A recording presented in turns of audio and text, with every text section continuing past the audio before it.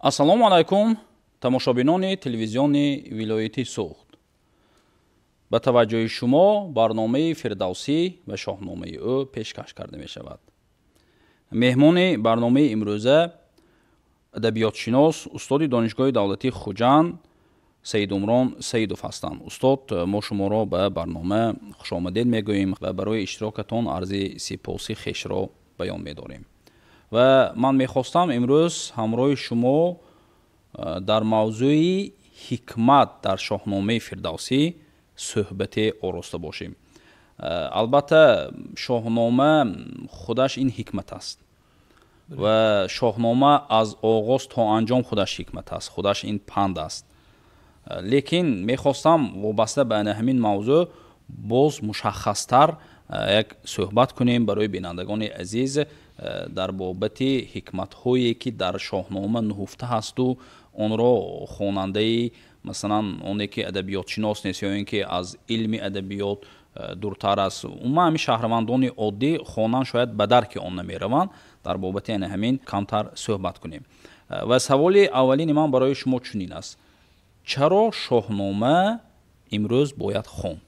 خب هزار تشکر. من به بینندگان تلویزیون ولایت سوخت سلام و درود بیان میکنم و باعث خوشنودی است که همین برنامه پیوسته انتشار می شود و آنهایی که به شاهنامه به فردوسی محبت دارند هر دفعه از صحبت استادان، از صحبت ادبیات شناسان، محققان یک چیز تازه برای خودشان میگیرن. خب اصلا سوالی که شما دادید، یعنی چرا شاهنامه باید خواند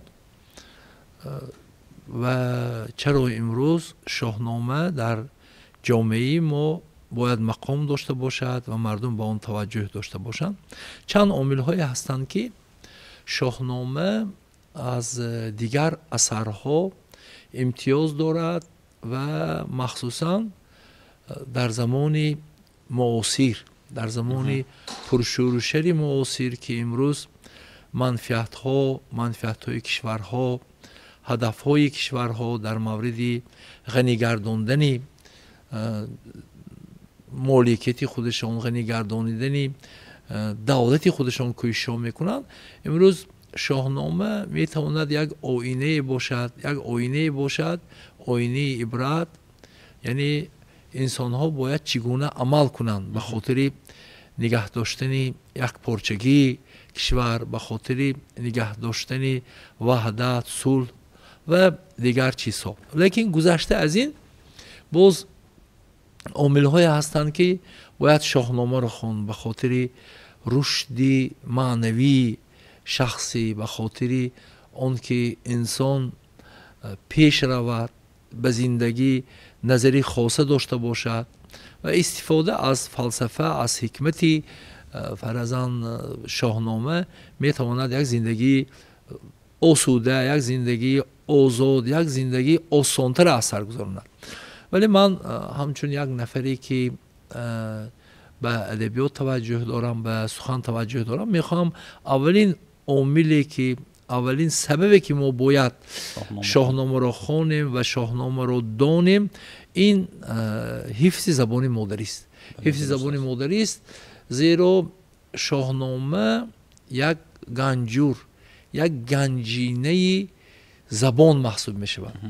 مثلا امروز مقرر شده است که از بیشتر از 60,000 قریب 61,000 بیتی که در شاهنامه هست، جمع همگی 865 کلمه عربی استفاده برده شده است. تمام در همین قدر بیت. یعنی تصور کنید که چقدر حکیم ابوالقاسم فردوسی برای حفظ زبان فارسی تاجیکی زحمت کشیده است، کوشش کرده است که اثرش اثری باشد که در آن همین زبان مادری، لغت ها، مفهوم ها، تعبیرهای خاص، تعبیرهای زیبای تاجیکی حفظ شود. و همین اگر گیریم همین شاهنامه که امروز خوشبختانه با ما در زمان استقلال از جانب پیشوای معظم ملت هدیه می شود، همین گنجوری زبان است. اونجا سخن است، گذشته از اون که حکمت دارد، فلسفه دارد، قصه ها دارد، داستان ها دارد، این یک هدیه بی‌بهاست. تصور کنید که همین شاهنامه، همین نظم زبان رو حفظ کرد تا به امروز آورد.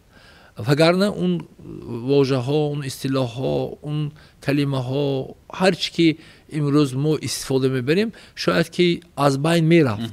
توسط شاهنامه اون از هجوم حادثه های تاریخی در امان موند. بودن مثلا نیروها در دوران موجودیت همین ملت ما، موجودیت عجم، موجودیت تاجیک، بودن نیروهایی که میخواستن زبانش رو از بین برن. مثلا استاد بازار صابر میگوید که همه چیز از دست داد ولی زبان رو از دست نداد. برای چی زبان از دست نداد؟ برای اینکه اون زبان الکی حفظ شده بود، محفوظ بود. همین در داستان‌های شاهنامه فردوسی، در آثار رودکی، در آثار مولانا، در آثار جامی دیگر شاعران حفظ شد. و برای همین یکی از سبب‌های اولینه که ما باید شاهنامه خوانیم و اگر ما خواهیم زبان مادری امان را خوب فهمیم، درک کنیم، تحمیل کنیم، ما باید که شاهنامه را خوانیم. و دیگر چیز در دنبال همین اهمیت می رود، این آشنایی با تاریخ ملت است. مثلا ملتی که گذشته خود را نمیداند، ملتی که از گذشته خود درس نمیگیرد، اون ملت آینده ندارد. مثلا نویسنده معروف قرغیز چینگیز ایتماتوف میگوید که نفری که از گذشته خود بیخبر است، بابای خود را نمیداند، بابا کلان خود را نمیداند، گذشتگانی بننگ و ناموس خود را نمیداند، او منقورت است.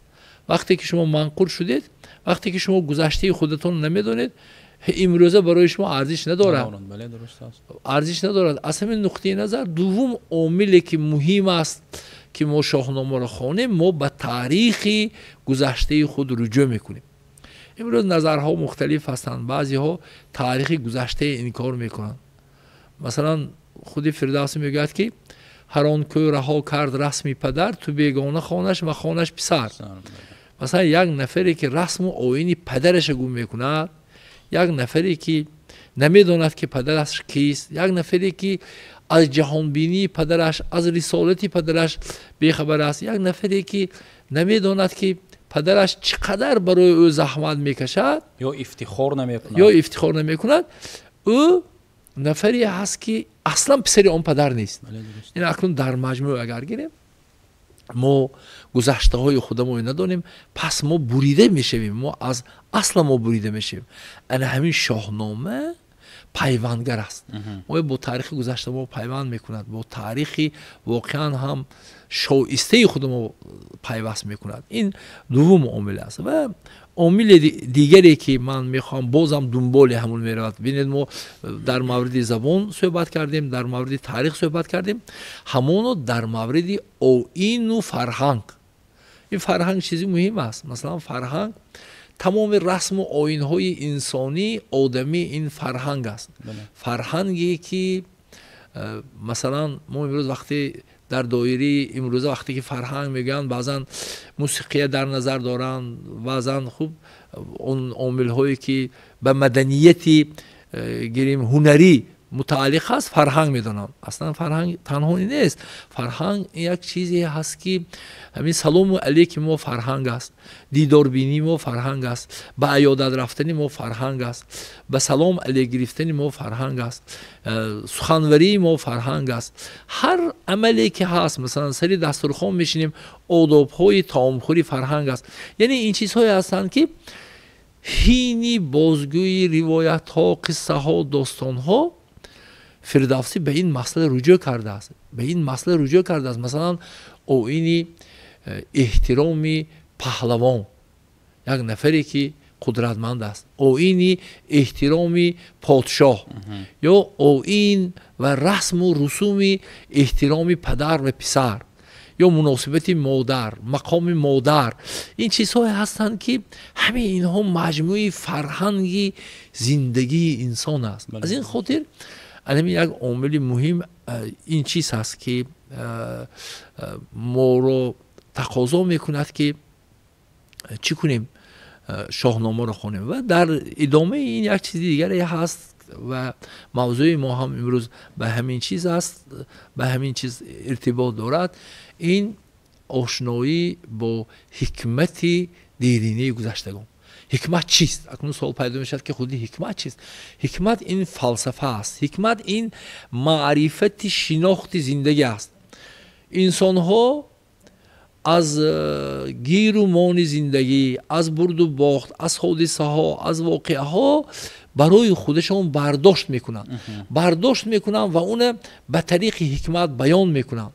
میگویند که مثلا عملی که مثلا در مورد آن که مثلا ابو عبدالله روده که میگوید که با داده قناعت کن و با داد بزی، در بند تکلف مشو آزاد بزی، در بهزی خودی نظر مکن غصه مخور، در کمزی خودی نظر کن و شاد بزی. مثلا این یک حکمت است. میگوید که اگر تو انسانی همین تازه و آزاده انسان خواهی که زندگیت خوب باشد، از هیچ چیز تو به هیچ چیز ربطی همیشگی نداشته باشی، یعنی تو به یگان نفر محتاج نباشی، زندگی خوب داشته باشی، تو باید که نفرهایی که از تو بهتر زندگی میکنن نظر مکن، غصه مخور که برای چی من مانندی او بای به دولت نیستم. تو بهترش از خودت کم بغل و نگاه کن، کمتر و نگاه کن و شکر کن.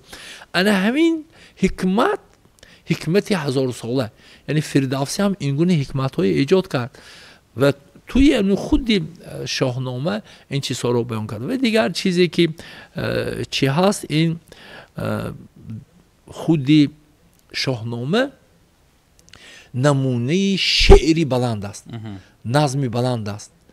یعنی فردوسی اثری می آفرد که به اسلوب و سبک می آفرد که آن واقعا یگان جرم ندارد. یعنی به خاطر اون باید خواند که اگر ما خواهیم به شعر حافظ وارد شویم، به شعر کمال وارد شویم، خواهیم درک کنیم که در اشعار جامی چی نهفته است، ما اول باید شاهنامه خوانیم. شاهنامه برای ما یک روزنه است، روزنه نه، یک دروازه بزرگی است در شناخت شعر تاجیکی. از این نقطه نظر یک نمونه عالی است. مثلا میگوید بناهای آباد گردد خراب، زیباران و از گردش آفتاب. مثلا یک چیز یا توانا بود، هر کی دانا بود، به دانش دلی پیر برنا بود. این چیزهای هستند که گویا ساده هستند ولی بزرگ هستند. این در علم شعر سهل ممتنع میگوید. گفتن اون آسان نیست ولی فهمیدنش آسان. و دیگر چیز، و من فکر میکنم که این یکی از سبب‌های محوری خواندن شاهنامه است، این هم باشد تقویت احساس وطنداری. بله درست است. یگان اثر بجز شاهنامه نمیتواند که علمین در مورد تقویت احساس وطنداری، کشورداری، دوست داشتن میهن، دوست داشتن پدر، دوست داشتن مادر، دوست داشتن انسانیت اصلا مهم. علمین گومنیزم زمینی مثلا وطنداری و وطن دوستی، ما گومنیزم میبینیم که انسان به انسان دوستی تلقی میکند. این یکی از عامل‌های مهم است در همین شاهنامه فردوسی که ما باید از همین نقطه نظر هم خوانیم. این جنگ هایی که محاربه هایی که در داستان های شاهنامه تصویر مییابند، ضمن اونها همیشه همین افتخار هست، غروری وطنداری هست، حفظ مرز و بوم هست، حفظ ناموس هست. این چیزی نهایت مهم. وقتی که شما اون قصه ها رو میخونید، اون داستان ها رو میخونید، اون داستان ها به خواننده اثر میکند. و دیگر چیزی که من میخوام ذکر کنم و خواندن اون رو یک بار دیگر تلقین میکند و من فکر میکنم که همین آزمون شاهنامه خوانی که سال آینده اعلان شد از جانب پیشوای معظم ملت، سببش همین، یکی از سببهایش بجز اون عامل هایی که ما گفتیم، این رشد تفکر است. همین خواندن شاهنامه، از یاد کردن شاهنامه، درک کردن مضمون و معنی های شاهنامه امکان میدهد که انسان تفکرش روش کنه. من دیروز واقعا به یک شاهد یک واقعه شدم. یک نبیره من الان شاهنامه از یاد میکند. او آرزو دارد که به همین آزمون شرکت ورزد. طی یک هفته هر روز میبیاید، هر روز میآید، یک دو بیت میخواند، 5-6 بیت میخواند، میبیاید گم میکند، تکرار میکند. بعد از یک هفته میبیاید نزد من 50 بیت از یاد میگوید. من حیران شدم که این چه خیلی شد که تو همین اولها دشواری میکشیدی، اکنون با آسانی از یاد کردی. به زبان کودکش گفت که بابا اصلا زبانی شاهنامه دشوار نبوده است. آدم یک بار از یاد کند اون طرف عادت میشده است. ببینید که انا همین از اینجا چی خلاصه همین که وقتی که 10-20-30 بیت خون الکی تفکر رشد کرد، الکی و اسلوب قالب به خودش نگاه داشت، کلمه های درک کرد، فهمید و این طرف آسان از من فکر میکنم که در همین آزمون شاهنامه خوانی حالی بسیار نفر را شرکت می‌ورزند. این آزمونی سخت می‌شود برای آنکه از یاد کردن شاهنامه از یک طرف دشواری ها دارد، از جانب دیگر آسانی هم دارد. این آسانی در همون سبک، اسلوب و زبانش است که اون میتواند که تفکر را رشد بخشد. و نهایت یک سبب دیگر هم هست، یک عامل دیگری هم هست که این لذتی ادبی میگن. همین از شاهنامه، از صوت شاهنامه، از اسلوب نظم فردوسی انسان یک لذتی ادبی میبردارد که این عامل هم یکی از عامل‌های مهم است. اگر همین لذت ادبی هم سبب میشود که انسان به زودی شاهنامه را از یاد کند، متن‌ها را از خود کند. از همین نقطه نظر که یکی از عامل‌های مهمی که باید شاهنامه خوند این حکمت است.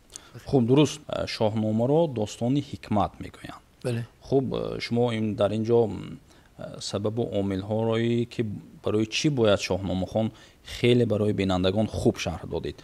درباره خود حکمت نیز سخن کردید، یعنی مفهوم حکمت را نیز تا قدر امکان شرح دادید. مردم یعنی تماشابین در به درک آن رفتند. خب اکنون که خود شاهنامه حکمت هست، برای چی همین شاهنامه رو یعنی داستان حکمت میگویند یا اینکه آثار حکمت میگویند؟ سبب در چیست؟ هزار تشکر عالم جان. من میخوام یک نکته رو ذکر کنم که اون عامل هایی که حاضر ما ذکر کردیم گفته گذاشتیم، همه اونها در پس خودشون یک جهان توضیح دارد، یک جهان تشریح دارد. و در مورد حکمت من بسیار میخواستم ذکر کنم، گویم که چقدر که در بالا گفتم حکمت این فلسفه است، حکمت این نظر هست، حکمت این معرفت است.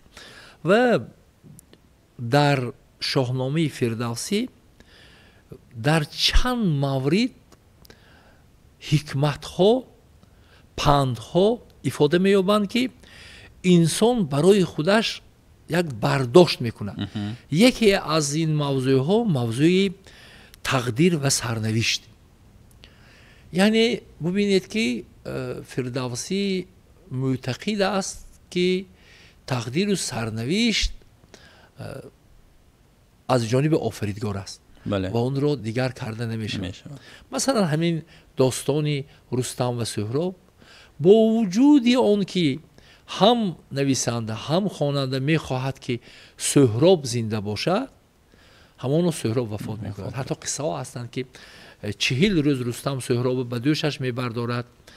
میگویند که گویا اگر 40 روز تو سهراب را در دوش خودت برداری، بعد 40 روز سهراب بیدار زنده میشود.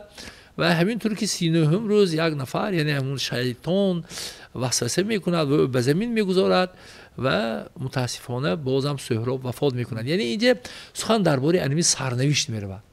حکمت سرنوشت یعنی تلقین میکند فردوسی که سرنوشت و تقدیر این انسان از آن جای گریز ندارد. بله درست. از آن جای گریز ندارد. و دیگر چیز این حکمت اخلاقی و انسانی. یعنی هم شاه، هم پهلوان، هم زن، هم مرد، هم لشکر، هر نفر، هر پرسناژ، هر قهرمانی که در شاهنامه هست وی باید اول انسان باشه. بله درست است. یعنی انسانیت، آدم از همه چیز بالا میستد. پیش از آن که مثلا شاه هست او انسان است، پیش از آن که او سرلشکر است او انسان است، پیش از آن که او یک موبد است او انسان است. یعنی انا همین حکمت انسان بودن، یعنی تقاضای انسان بودن یکی از موضوعهای محوری است در این بخش که این نهایت مهم است. و دیگرش این حکمت زندگی و مرگ. زندگی و مرگ. ببینید بعضی از آثار ادیبان ما به مسئله مرگ، به مسئله زندگی اعتبار میدهند. یعنی از نقطه نظری فردوسی مرگ ناگزیر است و ناگزیری مرگ فردوسی بران میبیند که انسان باید که در زندگی یک روزگاری سزاوار، یک روزگاری شایسته داشته باشد که انسان میگذرد ولی سخن او، نوشته او، افکار او، اندیشه او باقی میماند. این همین یک حکمتی است. حکمت زندگی و مرگ از آغاز تا انجام انسان رو هشدار میدهد که انسان آخر الامر از این دنیا میرود، جای گریز نیست. و دیگرش این من فکر میکنم که شاهنامه از همین آغاز میشود و ما شاید که همین عامل نخستین ما باید بیان میکردیم این حکمت دانش و خرد. به نام خداوند جان و خرد که از این برتر اندیشه بر نگذرد. الله که خرد در مصرع اولی شاهنامه ذکر می شود و انا همین خرد ببینید که وقتی که ظلم می شود، وقتی که یک حادثه می شود، وقتی که یک محاربه می شود، وقتی که یک گفتگو می شود، همیشگی به قهرمانش، به خواننده، به خودش یادرس می کند که تو از خرد بیرون نرو. یعنی این حکمت است. این یک چیزی هست که فکر می کنم که در شاهنامه از عامل‌های محوری، از موضوع‌های محوری حساب می شود. و دیگرش حکمت وطن و ملت. بله. وطنداری، چخیلی که ما در بالا گفتیم وطنداری این یک چیزی هست که در پند و اندرس‌های فردوسی نهایت روشن بیان می شود. یک نفر از محققان معروف معاصر حبیب یغمایی میگوید که اگر تمام آثاری بعد شاهنامه ایجاد شده رو در تاریخ ادبیات فارسی تاجیکی به یک پهلوی ترازو گذاریم و فردوسی، شاهنامه فردوسی رو به یک پهلوی ترازو گذاریم، همانو پهلوی شاهنامه فردوسی وزنین‌تر است. خوب شاید این غلو باشد، شاید بعضی از محققان به این راضی نشوند، ولی حبیب یغمایی این نقطه را فکر میکنم با اون خاطر گفته است که فراگیری ان همین موضوعهایی که ما در بالا ذکر کردیم، یعنی در همه سمت ها نظر و اندیشه خود را داشتن فردوسی نه در همه آثارهای دیگر هست، نه در همه دیگر آثار به نظر میرسد. از همین نقطه نظر چی است؟ اکنون من اینجا میخوام یک دو بیت را چند نمونه ها از حکمت فردوسی شرح دهم. از جمله میگوید که فرستاده باید که دانا بود، به گفتن دلیر و توانا بود. ببینید این حکمت فردوسی و فرستاده این سفیر است. این نقطه نظری دولتداری فردوسی میگوید وقتی که تو به یک کشور سفیر را میفرستی، یکم این که سفیرت باید دانا باشد، دوم دلیر باشد. یعنی حرفی نماینده یک کشور است، حرفی راهبری دولت را باید به او رساند. یعنی ببینید این یک چیزی است که این حکمت هرگز کهنه نمی شود در همه دور و زمان ها. بله درست است. و دیگر مثلا همون بیتی مشهوری هست همه سر به سر تن بکشتن دیم از آن به کشور به دشمن دیم. ببینید که مگر همین حکمت کهنه می شود؟ نمیشه. هرگز کهنه نمی شود. میگوید که همه سر به سر تن به کشتن دهیم از آن به کشور به دشمن دهیم. یعنی از آن که ما کشور را به دشمن دهیم بهترش که در این راه میموریم. در این راه بله خودمون ما محو میکنیم. یا جای دیگر میگوید که همین دوستی با کسی کن بلند که باشد به سختی تو را یاردمند. همون دوستی با کسی کن بلند که باشد به سختی تو را یاردمند. یعنی میگوید که بلند اینجا به معنی از صدق دل. تو با کسی دوستی کن که در روز دشوارت به تو یارمندی کرده واند. مگر این حکمت کهنه می شود؟ هرگز این حکمت کهنه نمی شود. یا جای دیگر میگوید که چو هم پوشت باشید و هم یک زبان یکی که کندن زبون میتوان. چو هم پوشت باشید و هم یک زبان یکی که کندن زبون میتوان. ببینید چه ساده میگوید که اگر همتن باشید و هم زبان باشید یعنی وحدت باشد شما که را میتوانید از بون برکنید. یعنی در یک کارگاه یا در خاندان اگر انسان ها همتن باشند، همتن بودن با اون معنی که به خاطر یک کار انجام دادن همه برابر قوه صرف کنند. و همزبان بودن چی؟ همزبان بودن معنی اون رو دارد که وقتی که یک کار رو میخواد انجام دهید همه هم عقیده باشند.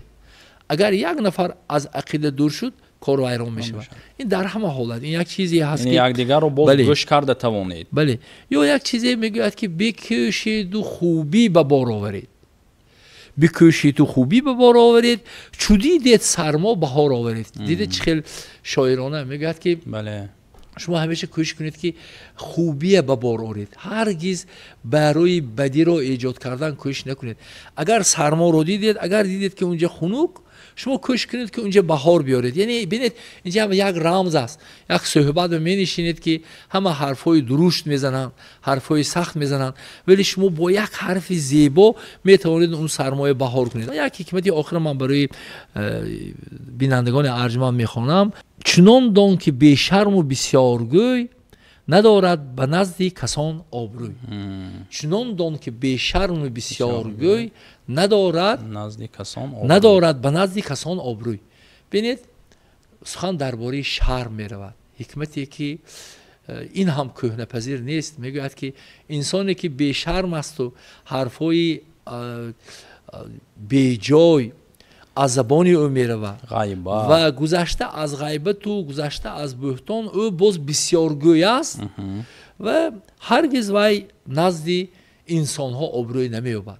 یعنی ببینید این پند فردوسی است که انسان باید اول به شرم باشد، آزرم، و دیگرش او باید سخنهای خوب گوید و بسیار هم حرف نزند. و فکر میکنم که در یک برنامه نمیتوانیم کلی حکمت های فردوسی را بیان کنیم، ولی به هر حال میتوان همینطور خلاصه کرد که امروز شاهنامه در برابر اون صفت هایی که گفتیم یک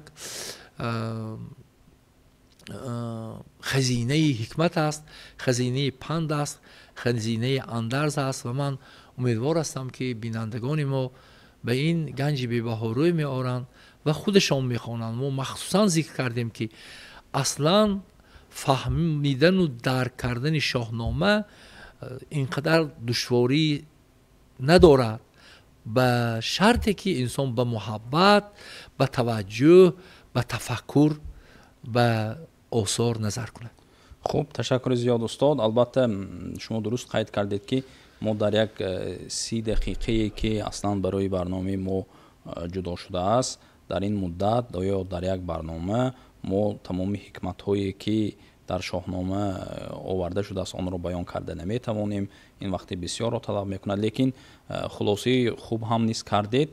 البته امروز ما اگرچنده که در عصر 21 زندگانی کنیم، عصر تکنیک و تکنولوژی باشد هم، لیکن انا همین شاهنامه هم дар замони имрӯза мутобиқ аст, дар оянда низ боз албатта мутобиқ мемонад. ва ман фикр мекунам ки бисёр мардуме ки имрӯз шояд дар ҳаёти худ, дар зиндагони худ, дар оила, дар кор ягон гиреҳҳое дошта бошанд, албатта вақте ки ҳамин шоҳномаи мехонанд, бо анами ду байт масалан ҳаким Фирдавсӣ шояд мушкилашона роҳи ҳаллашро дар анами байтҳое ки соддафаҳму осонфаҳм аст барои мо баён кардааст. албатта яъне ба ҳикмат мешаванд ва шояд бо хондани анамин китоби шоҳнома ба ҳаёти худ дигар хел нигоҳ карда мушкилиҳои ҳаёташонро низ барои бартараф кардан яъне роҳи хубу сабукран низ меёбанд.